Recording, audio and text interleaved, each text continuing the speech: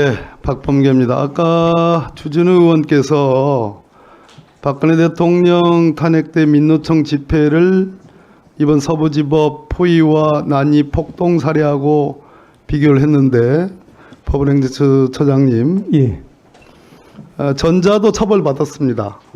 그러나 전자는 말 그대로 집회에서 대치하고 있는 경찰과의 어떤 유영력의 행사였던 반면에 이것은 서부지방법원이라는 공공건조물을 4만 명이 둘러싸았고 수시간 동안의 계속적인 구호와 폭력적인 언사를 했으며 그 당시 홀로 있는 영장 전담 판사의 영장 업무를 직접적으로 위해를 가하기 위해서 난입을 했고 폭행을 시도한 겁니다.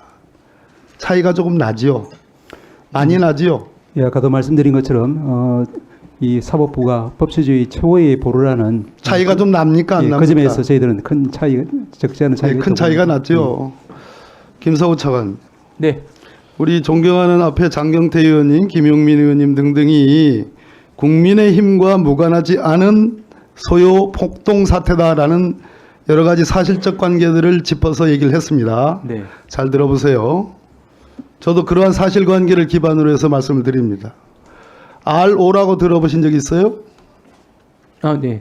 통진당 사태의 네네네. 정당 해산. 예. 그것은 앞으로 있을 전쟁의 경우라는 미래의 확률이 상당히 적은 전제 조건 하에 소위 통진당 내 지하 조직인 RO가 2차례 회합을 했다.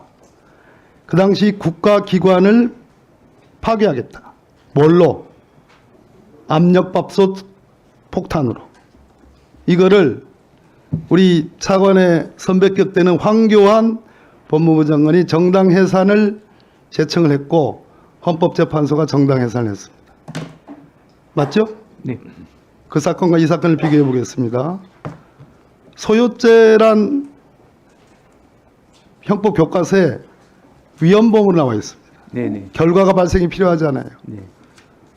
처장님, 예. 소위 한 지방의 평온을 해할 정도의 위헌만 야기했습니까? 아니면 실제로 서부지방법원의 재판 업무의 기능에 훼손을 가했습니까? 후자죠. 예, 위험은 당연히 발생했고 오늘 이제 재판 정상적인 업무를 진행하는 데 있어서도 저희들이 복원하기 위해서 굉장히 큰 이제 노력이 필요했다 말씀드리겠습니다. 소요죄는 결과범은 아닙니다. 그러나 예. 결과까지 발생시켰습니다. 이 사안은 그 대단히 위중한 사태입니다. 그리고 사법기능에 대한 훼손이 발생한 건 맞잖아요. 그렇습니다. 차관, 네. 소요죄와 내란죄의 차이는 뭐예요? 소요죄에서 말하는 다중의 힘으로 폭력을 가하는 것, 그 폭력은 최강의 폭력입니다. 맞죠? 네, 그렇습니다. 내란죄에서의 국헌문란의 목적으로 폭동이란 최강의 폭동입니다. 맞습니까? 아, 네, 네. 국가 기능이 훼손됐다고 지금 저 법원 행정처장이 말씀하셨습니다. 동의하죠? 국가 기능, 사법 기능이 훼손됐습니다. 네. 맞죠? 네, 일부 회수. 통솔 체계가 있느냐 없느냐만 차이가 납니다. 네. 내란죄는 통솔 체계가 있는 경우에 발생하는 성립되는 범죄입니다. 네. 자, 통솔 체계. 우리 장경태 의원님이나 김용민 의원님이나 여타 민주당의 의원님들이 전제했던 국민의힘과의 관계, 전광훈 목사와의 관계, 권성동 원내대표가 했던 발언, 국민의힘의 수석 대변인의 논평, 윤상현 의원의 발언, 김민전 의원의 백골단 안내 발언, 그리고 정광훈 목사가 더 나가서 이 서부지방법원 앞에서 오후에 서울구치소로 가서 윤석열 대통령을 구출해 오자라는 발언, 그리고 이 PPT 한번 보십시오. 이게 서울에 있는 모 국민의힘 당협위원장의 페이스북입니다.